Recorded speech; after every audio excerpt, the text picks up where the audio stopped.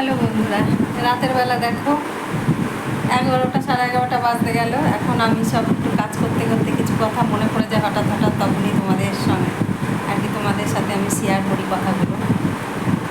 তোমার মানুষ জাত, আমরা বেঈমান জাত, তাই না বন্ধুরা?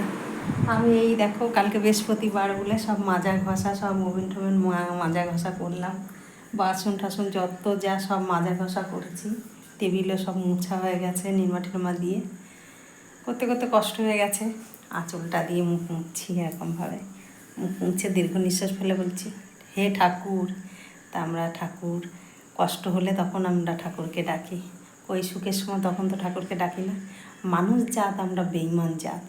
যেই সুখের মুখ দেখি তখন আর ভগবানকে ডাকি না, ঠাকুরকে ডাকি না, কাউকে ডাকি না বন্ধুরা, তাই তো?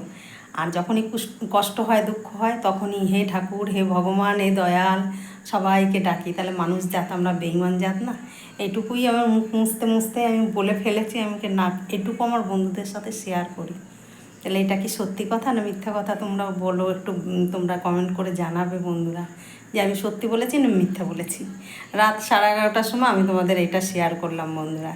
ঠিক আছে, তোমরা সবাই সুস্থ থাকো, ভালো থাকো, শুভরাত্রি, সবাই ঘুমিয়ে পড়ো।